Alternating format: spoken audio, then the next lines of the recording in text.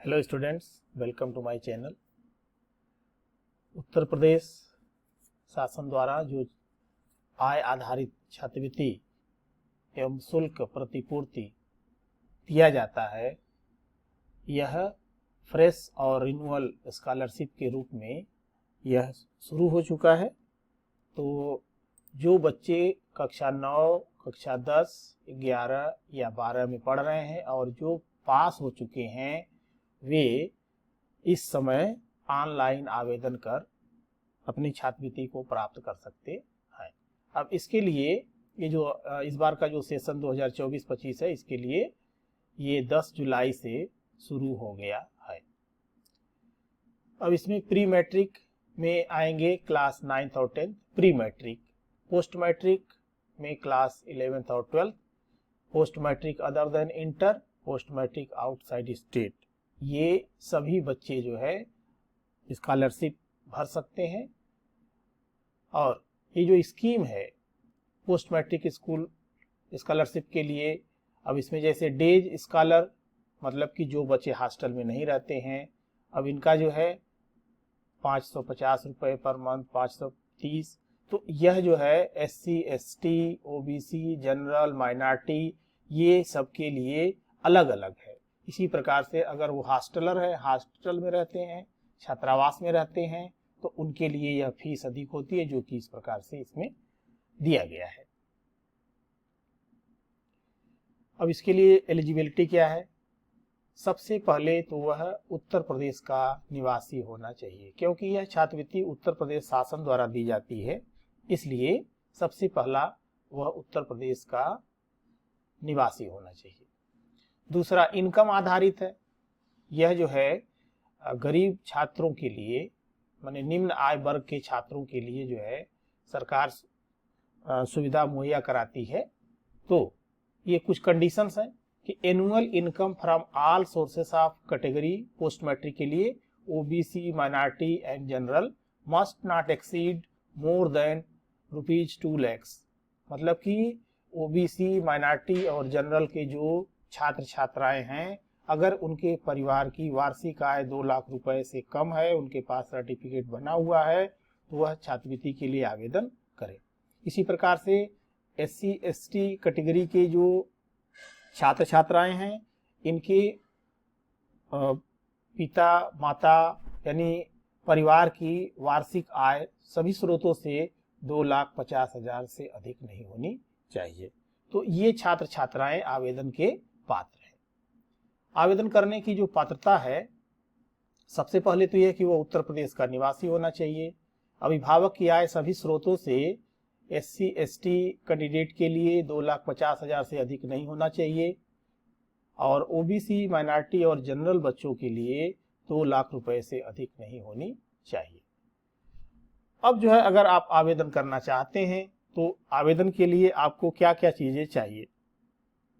सबसे पहला निवास प्रमाण पत्र, जो कि प्रूफ करता है कि आप इस प्रदेश के निवासी हैं, यानी उत्तर प्रदेश के निवासी हैं। जाति प्रमाण पत्र, कास्ट सर्टिफिकेट। अब यह caste certificate SC, ST, OBC, minority के लिए होगा। जनरल के जो छात्र छात्राएं हैं, उनके लिए कास्ट सर्टिफिकेट की आवश्यकता नहीं होगी। यानी अगर हम कास्ट सर्टिफिकेट प्रोवाइड नहीं करते हैं तो सामान्य वर्ग में माने जाते हैं। आय प्रमाण पत्र, इनकम सर्टिफिकेट, इसकी वैलिडिटी 3 साल तक होती है। जो जारी होने की तिथि होती है तब से जो है 3 साल तक की होती है, तो उसको आप देख लें। जो आधार यूज कर रहे हैं, यह बैंक खाता से लिंक होना चाहिए। बैंक पासबुक की कॉपी जिसमें IFSC कोड एवं खाता संख्या साफ साफ लिखा हो, यानी आपका बैंक में खाता खुला हुआ हो और वह खाता आपके आधार से लिंक हो। इसके साथ एक पासपोर्ट साइज फोटो विद्यालय यूनिफॉर्म में स्कैनिंग के लिए चाहिए। फीस रसीद की मूल प्रति चाहिए, ये कक्षा 11 एवं 12 के छात्र छात्राओं के लिए। पिछले कक्षा के अंक पत्र की छाया प्रति यानी मार्कशीट चाहिए, क्योंकि उसमें जो कुल प्राप्तांक पूर्णांक भरना होता है उसके लिए आवश्यकता होती है। वर्तमान कक्षा में प्रवेश की तिथि, कक्षा 10 एवं 12 के जो छात्र छात्राएं हैं और जो पिछले साल छात्रवृत्ति भरे थे, रिन्यूअल के लिए भरेंगे या फ्रेश भर रहे हैं, उनके लिए पिछले कक्षा का बोर्ड का रजिस्ट्रेशन नंबर चाहिए। कक्षा 10 और 12 के बच्चे इस बात का ध्यान देंगे, उनका जो क्लास 9th में और जो कक्षा 12 वाले छात्र इस समय हैं, उनका जो कक्षा 11 में रजिस्ट्रेशन हुआ है, उस रजिस्ट्रेशन का नंबर चाहिए। मोबाइल नंबर जो बैंक खाता से लिंक हो और ईमेल आईडी एवं आवासीय पता, इन चीजों की जरूरत पड़ेगी फॉर्म भरने के लिए।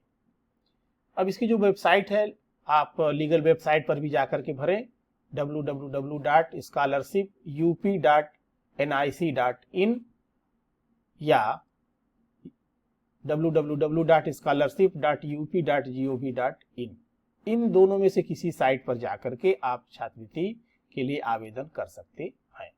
तो जो बच्चे फ्रेश है, ये रजिस्ट्रेशन 2024-25 के लिए शुरू होगा, तो जिस वर्ग से आप रिलेट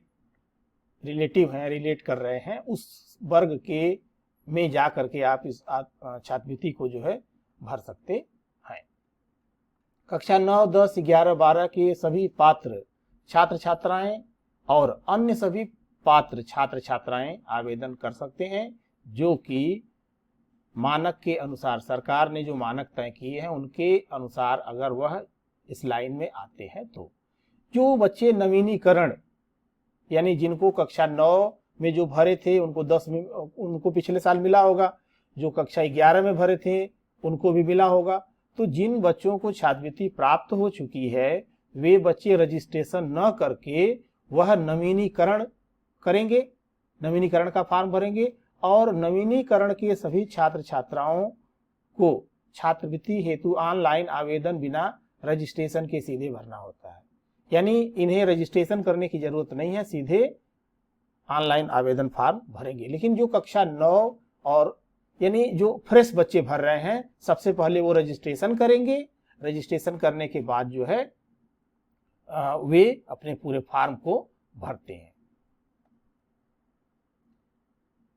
कक्षा 9-10 के छात्र छात्राओं के लिए, यानी वह फ्रेश हैं या रिन्यूअल हैं, तो रजिस्ट्रेशन करेंगे 1 जुलाई से लेकर के 21 अक्टूबर 24 के बीच में रजिस्ट्रेशन करके और फॉर्म भरेंगे।